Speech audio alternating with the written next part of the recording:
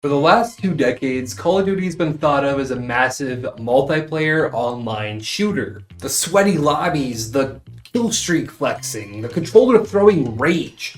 That's what most people think of when they hear COD. The Zombies fan base carved out its own legacy for sure, but there is one part of the franchise that has quietly faded into the background. The campaigns. This is the mode that gave the series its foundation, with the backstories and the characters, and the moments that stuck with us long after we put the controllers down. Now, there's a ton of things that can make a memory in a video game. A story coming full circle, a powerful ending, or even a jaw-drop shock that you never saw coming. And luckily for us, Call of Duty campaigns have given us all of that and more. Sometimes in ways that change the entire series forever.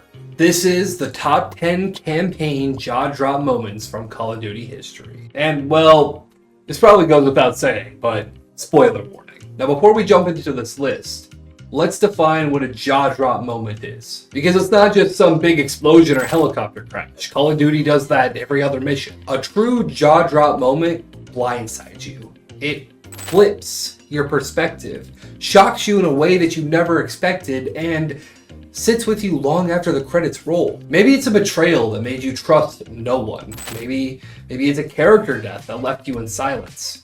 Anything goes, so long as it leaves you questioning, what the just happened? Any questions? Good. I'm kind of tired of explaining the rules. Let's get into this. Number 10, the Reichstag finale. World at War. Now, World at War wasn't just another Call of Duty. It was dark. Like the kind of campaign that didn't flinch at showing you the absolute nightmares of war. Now, you just got done grinding through some of the most brutal missions in the franchise's history. Flamethrowers, dismemberment, and war crimes left and right. And then you get to the top. Frostii pulls out a pistol, puts it to a German officer's head, and pulls the trigger without hesitation, and then proceeds to plant a Soviet flag over Berlin. It's not a yay, we won moment.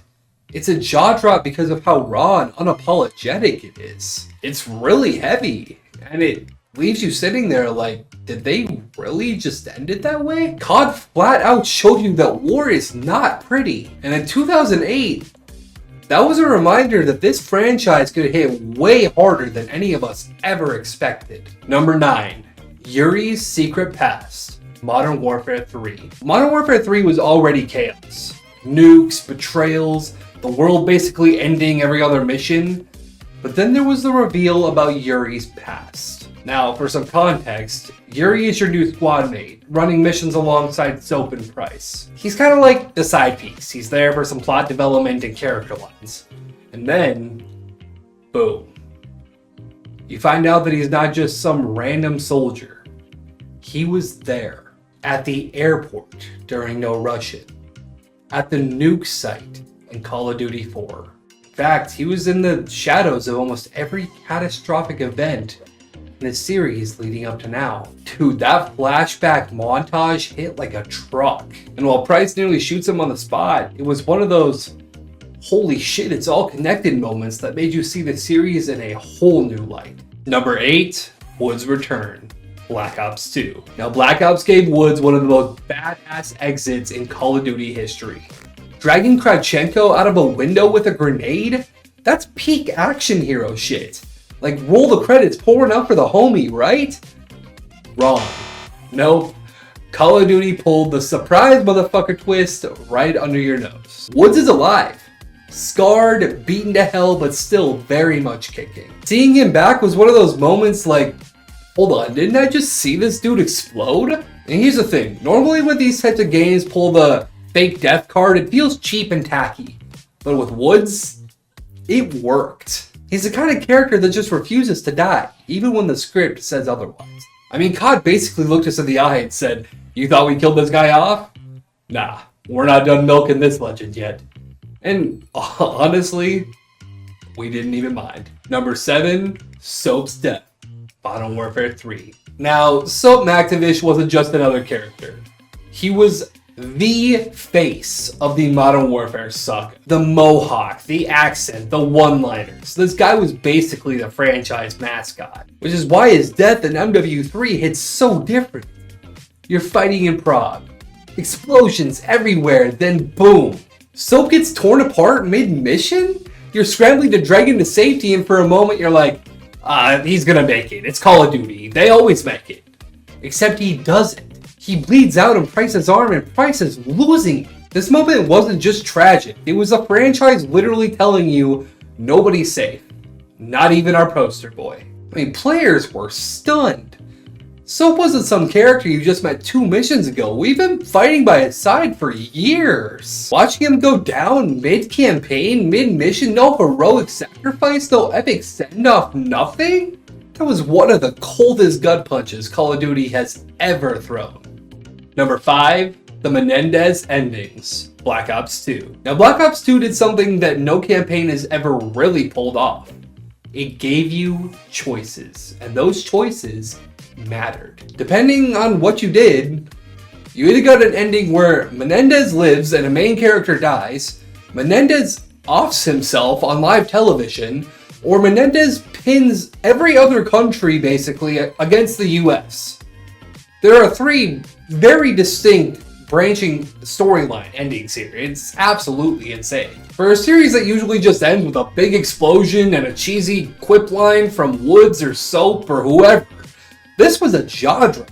I mean, suddenly you're just sitting there realizing, wait, I might have just fucked up the entire story with one button. And Menendez? I mean, he wasn't your average cartoon villain. He was charismatic, manipulative, and half the time you almost believed him yourself. I mean, think about this. Call of Duty gave you a bad guy so well written that players were actually pissed when their ending didn't give him the closure that they wanted. It was a shock because it put the weight on you. If you rushed through, made the wrong calls, or just weren't paying attention, you were in the worst timeline. COD basically said that that's your problem now. And I mean, let's be honest. Half of us didn't even realize that we were making decisions until the credits rolled. Thanks, Treyarch. Number 5, Reznov wasn't real. Black Ops 1. Reznov was the ultimate hype man of Black Ops. Always yelling, always pushing you forward. He was like the Russian uncle that you never had but secretly wanted. He was the guy by your side through the wildest missions. And then Treyarch drops the hammer. He wasn't even there. Reznov died back in Vorkuta. And the version that's been following you all campaign is just Mason's broken brain filling in the blanks. That reveal hit like a bitch slap. All those pep talks, all those "for Mother Russia" speeches. Turns out you were basically listening to your own inner monologue in a bad accent. It left players questioning everything. Did Mason actually do the dirty work himself? Was Reznov ever as much of a hero as we thought? Or have I just been yelling at myself like some schizophrenic maniac on veteran difficulty? And here's the real kicker. Nobody even complained. Reznov was so iconic, even as a hallucination, that we just accepted it. Call of Duty literally gave us an imaginary friend, and we all said, yep, that checks out. Number 4, Mason's brainwashing. Black Ops 1. Now, Black Ops didn't just tell you a story. It scrambled your brain while doing it. Mason screaming about the numbers, Reznov popping in and out like a Russian fever dream. I mean, it all felt unhinged from the start, and then the reveal hits. Mason wasn't just paranoid. He was programmed. Dragovich had him brainwashed into becoming a sleeper agent, and the numbers were his kill switch. Suddenly, everything made sense. This wasn't just a twist. It was the moment that Call of Duty proved it can mess with your head in real time. You weren't just questioning the story. You were going back questioning every single mission from the start. Number 3, the nuke.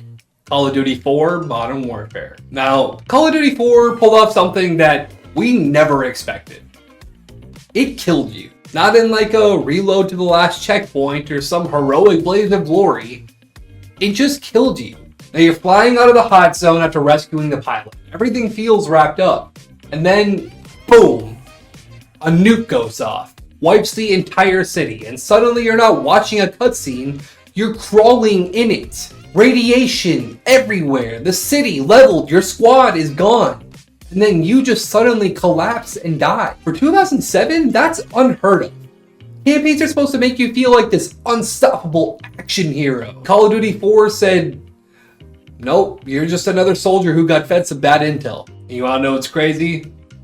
it landed. Players went from feeling invincible to realizing this franchise will rip the rug right out from under you and leave you in silence. No big speech, no heroic music, just you crawling through the ashes until the screen fades to black.